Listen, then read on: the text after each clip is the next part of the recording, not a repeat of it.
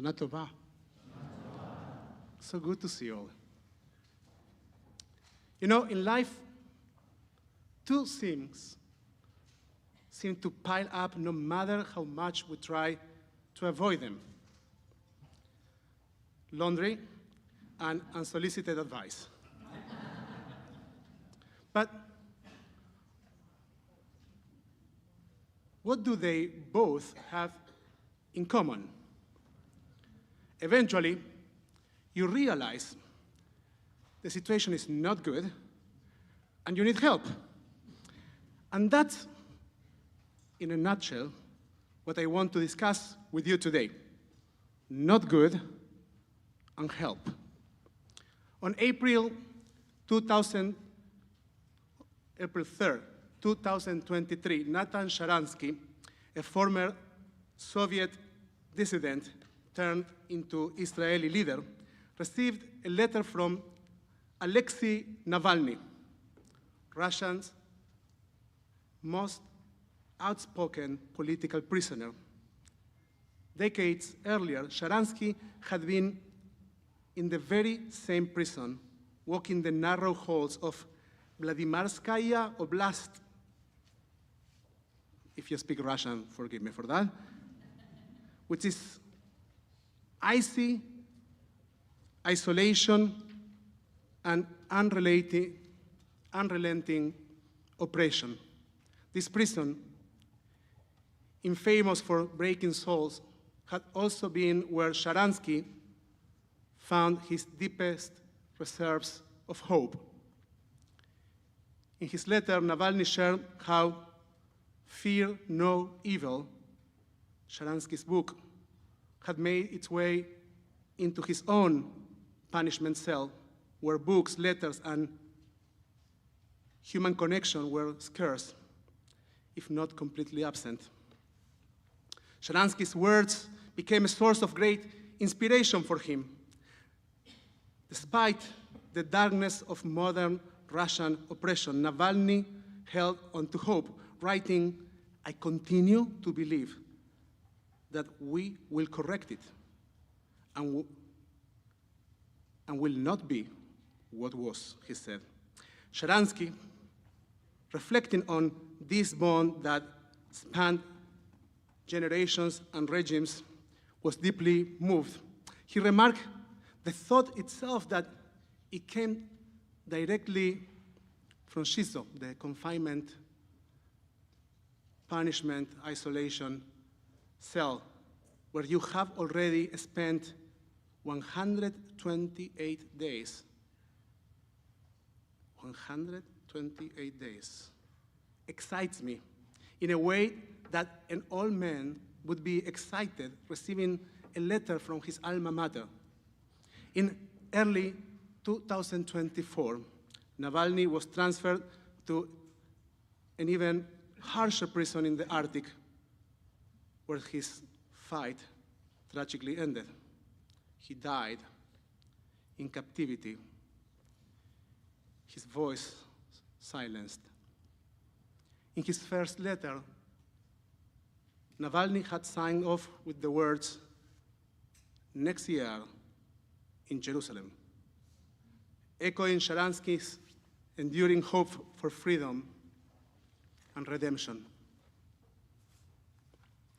One of the most beautiful and profound truths we learn from Torah comes from the creation story itself. As God looks at all he creates, again and again we hear the word Tov. It was good. This declaration serves as a powerful reminder that creation is imbued with goodness.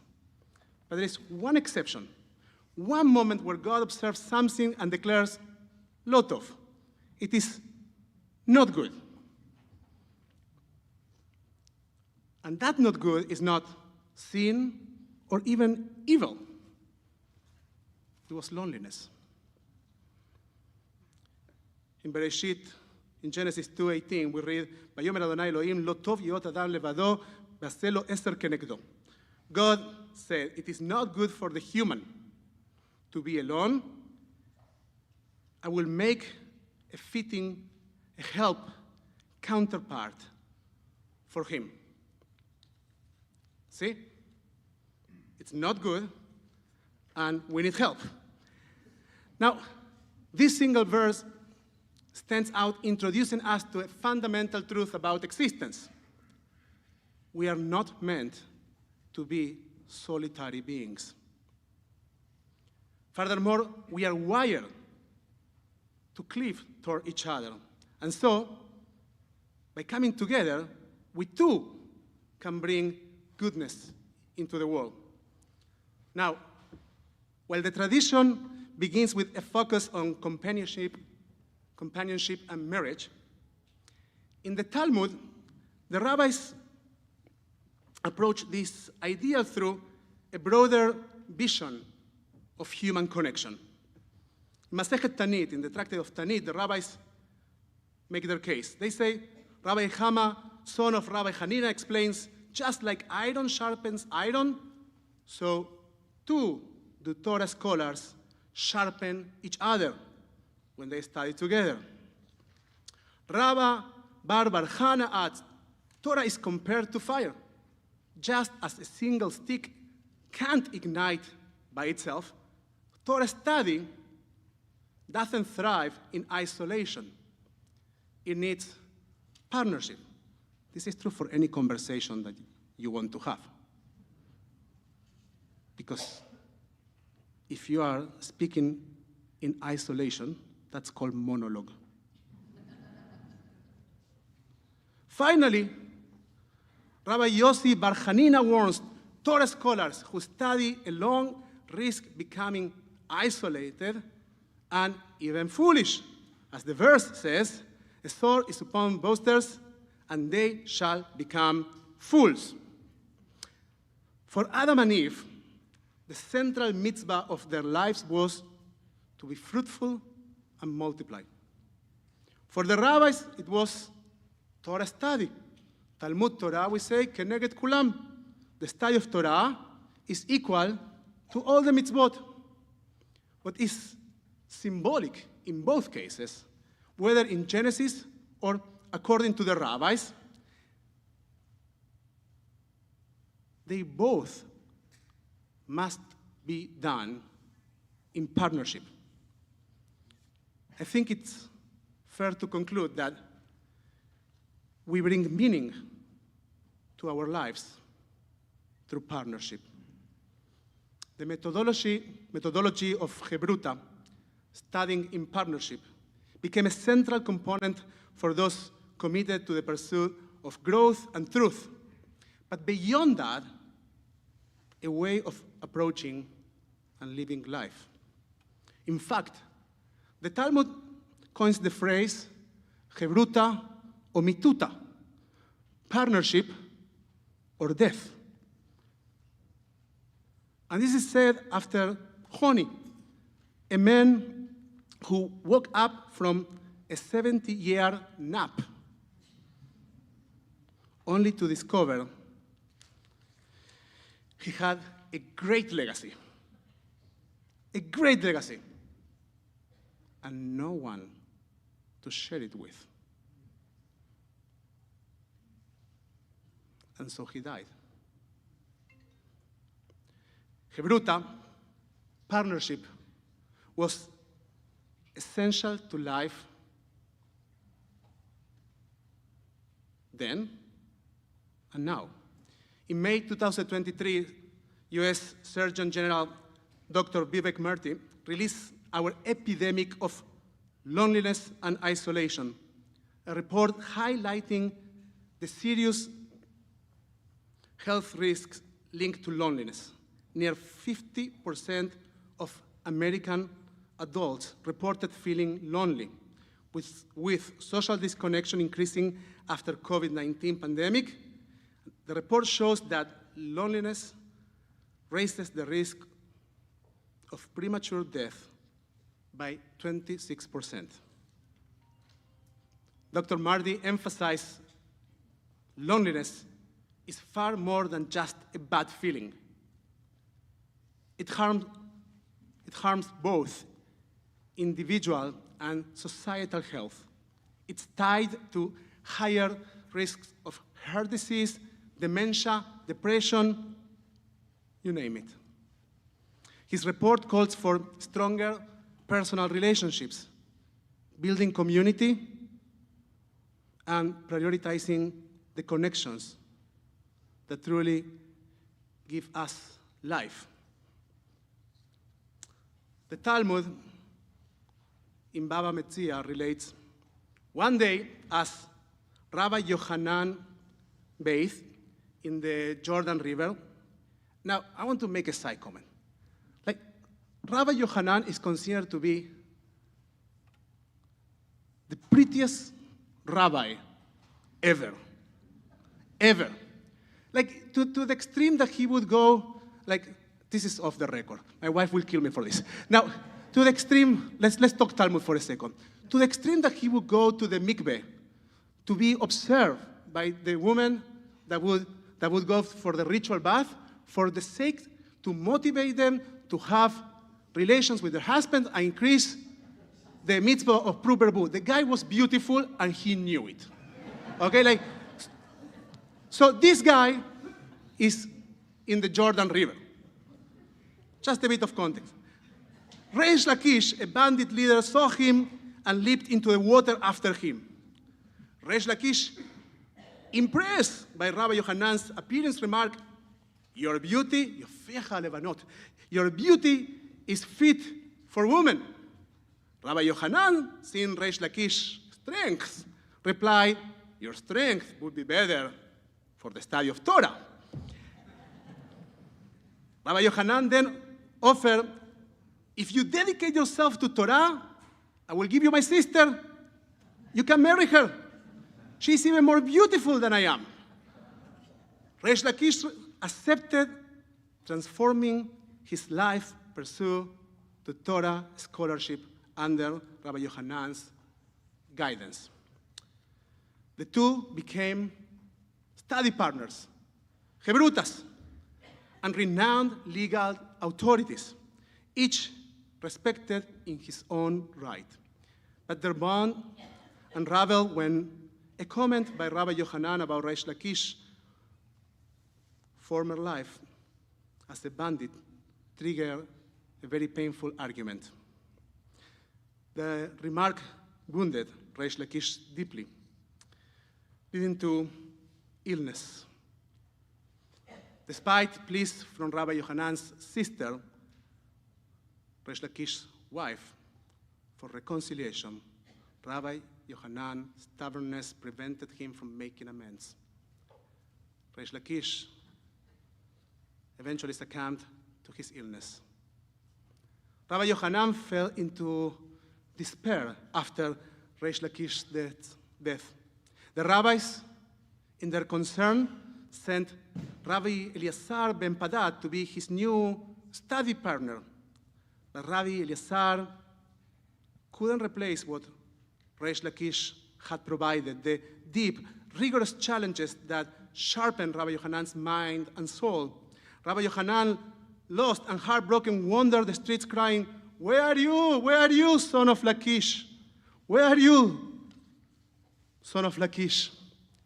His grief consumed him until the rabbis decided to pray to God to take his soul. And Rabbi Yochanan too passed away. Now, bringing together Dr. Marty's report and the lessons from the story of Rabbi Yochanan and Reish Lakish, I want to ask, what is it? What is that thing that keeps us apart? And furthermore, it's killing us. Literally, 26%. Rabbi Jonathan Sachs, of blessed memory, in his insightful 2017 TED Talk, How Can We Face the Future Without Fear, Together, pointed out that our society has shifted from worshiping the stars to worshiping the self. But this kind of self-worship isolates us, he explains. We are the selfie generation, fixated on self-sufficiency and independence. We love the idea that self-esteem is everything. Walk into any bookstore and you will find shelves overflowing with books of self-help. Well, there is nothing inherently wrong with that. The lack of balance is hurting us.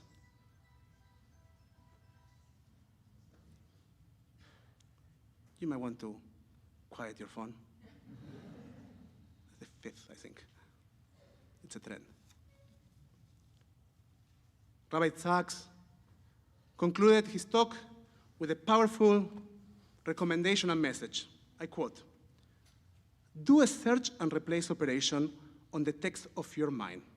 And wherever you encounter the word self, substitute the word other. So instead of self-help, other help. Instead of self-esteem, other esteem. And if you do that, you will begin to feel the power of what, for me," he said, "is one of the most moving sentences in all religious literature. Though I walk through the valley of the shadow of death, I will fear no evil, for you are with me. גם כי אלך בגיא מוות לא אירא, כי אתה עמדי." End quote. We can face, too early. He said also this. We can face any future without fear, so long as we know we will not face it alone. And now, yes, end quote. Why? Because it's not good for humans to be alone. As simple as that. It is embedded in us from the very beginning of humanity, something we are deeply wired to embrace, even though we struggle to materialize. Do you remember where we started? Not with the laundry. ויאמר אדוני אלוהים לא טוב להיות אדם לבדו, עשה לו עשר כנגדו. God Adonai said, it is not good for the human to be alone. I will make a fitting help counterpart, Esther, for him.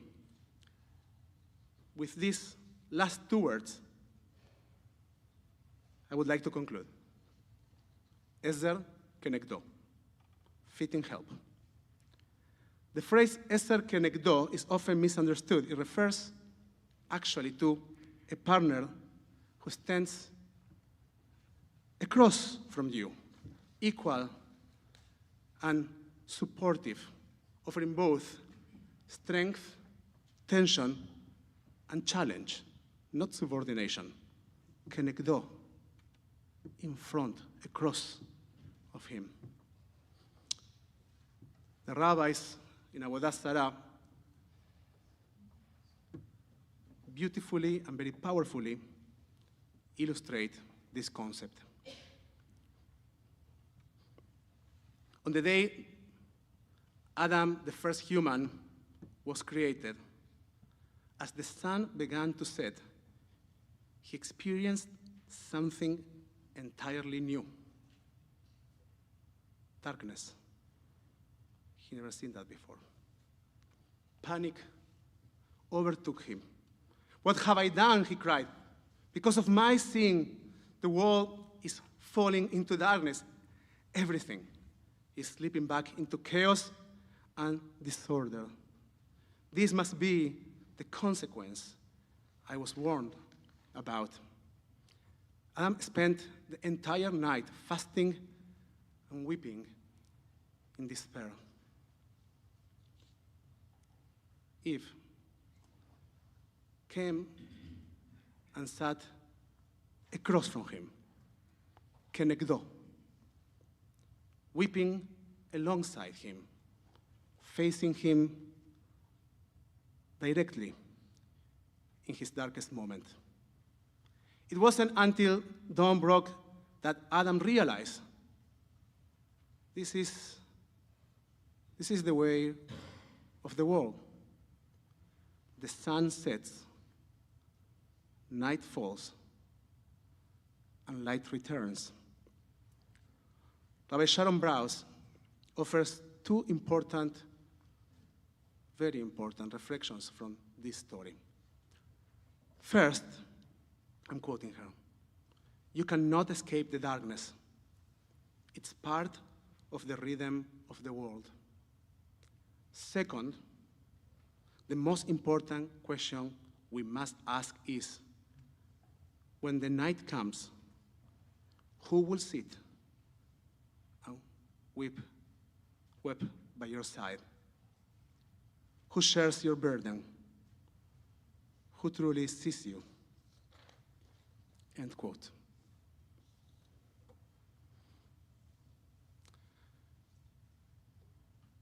But this can't be the end. These questions are inspiring, but they can't be the final message. Throughout my life, I have seen so many people waiting for someone to sit in front of them, someone to reach out and notice them, to see them, waiting. But that can't be the whole story. That cannot be the formula for partnership. Think about Honey. His story is tragic. He missed what truly mattered. He slept for 70 years, but really, he slept through life. When he woke up, he was wealthy. But what did that mean? He had no one to share it with. And so the question is, who are you working for? What are we working for? And then there is Rabbi Yochanan and Resh Lakish, who built an incredible bond, a partnership of intellect and spirit. But ego got in the way. They clung to their grievances, and in the end, lost not only their Chevrutah, their partnership, their friendship, their connection, but their lives. So who do we learn from? How do we get this crucial business of partnership right? Take Navalny. He is the hero. He's the real hero in the story with Sharansky. From a Russian prison cell, of all places, Navalny is the one who reaches out. And what does he bring to Sharansky? Gratitude. Sharansky, who had suffered in a similar place, spoke about the excitement of receiving Navalny's letter. In that exchange, they became Chevrutah, companions in their shared struggle, expanding each other's worlds, even in the most narrow place, in confinement. Sharansky's book is titled Fear No Evil. But here's the real beauty. We learn that the reason for that courage is found in Psalm 23, the very words of Rabbi Jonathan Sachs. Those words that he used to articulate hope. Though I walk through the valley of the shadow of death, I will fear no evil. Why? For you are with me. For you are with me. We can face any future without fear, so long as we know we will not face it alone. Look at Eve. Think about her for a moment. She sees Adam in what, for him, is the shadow of the valley of death. Oh, what does she do? She sits across from him. She is with him. She shows up. And that's the shift. That's the shift we need to make. It's about you. It's about us not slipping through life. Focus on wealth or legacy while missing the most valuable thing we have, our relationships. It's about us not letting ego, grievances, or stubbornness get in the way of friendship. Forgiveness is a lot less painful than losing a partnership. Life in partnership is too precious to sacrifice it to narcissism. It's about us breaking out of our own confinement and showing up in someone else's life, of course with consent. Don't make it weird, right? When you show up, don't be unannounced. It's not just that it's not good for humans to be alone. What's even more powerful is the realization that we are not just in need of help, but that we can be that counterpart, that help. We can be the kenegdo. It's about us choosing to sit across from someone, being the one who says, us being the one who says, I see you, I hear you, and I am here with you.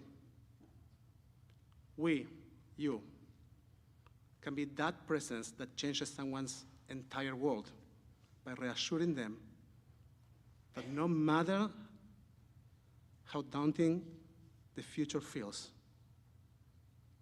we can face it without fear because they are not alone.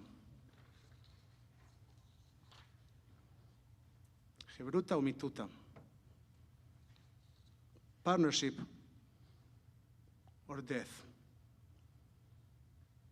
Remind you a few words. Not good. Help. I will fear no evil because you are with me. Partnership or death. I hope we choose partnership. Shana Tova u'metuka.